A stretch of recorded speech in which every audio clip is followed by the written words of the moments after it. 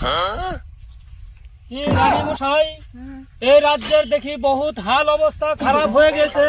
যত জমি জমা ছিল সব দেখি এখন এই মুহূর্তে সব বালি বালি হয়ে গেছে। তুমি এই আমাদের উজির মশাই কোন রাজ্যে থাকে, কোনো আমার রাজ্যের কোনো হাল অবস্থা কিচ্ছুই খবর নিচ্ছে না। शाबाश बेटा, बहुत बढ़िया। কি হলো রানী, আমাদের কোনো দেখছি উজিরের কোনো ভয় খবরই নাই। উজিরকে আমি কখনো তালাশ করে পাই না। উজির মশাই, আদেশ করুন মহারাজ। আমি এ কি দেখছি, আমার রাজ্যের পোলাপানের কোনো হাল অবস্থা নাই, আর তোমার মহারানী দিন দিন খালি মোটা হয়ে যাচ্ছে। কেন আমার রাজ্যের এই অবস্থা কেন? তোমাকে আমি কিসের জন্য রেখেছিলাম? হরজত, হ্যাঁ মহারাজ। এই যে দেখো আমার রাজ্যে যে সব বালি বালি হয়ে যাচ্ছে, কোনো ধান চান কিচ্ছু দেখছি না।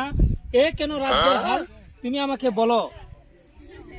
মহারাজ, এই রাজ্যে বানপানি হইয়া ধান যত শস্য সব বানপানির তলে ডুবিয়া গিয়েছে।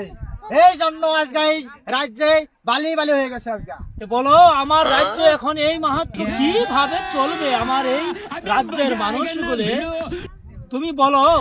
এই রাজ্যে যত গরিব দুঃখী মানুষের জন্য যত আপনি রাজ ভান্ডার থেকে সহায় সাহায্য আসতেছে, এই সব কিছু সহায় সাহায্য আপনি রানীরে খাওয়াইয়া মোটা একদম হাতির মতো বানাইতেছেন আপনি। এ কেমন কথা বলছো তুমি?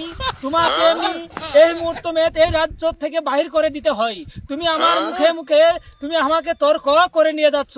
মহারাজ, আপনি ভাই করে দিতে পারেন, আমি কিন্তু সত্য কথা আমার জাতির লেগে আমি মিথ্যা কথা বলবো না। কিন্তু আপনি রানীর দিকে আপনি একেবারে তাকান, কিরম মোটা হয়ে যেতেছে, কলা গাছের মতো হয়ে যেতেছে রানী।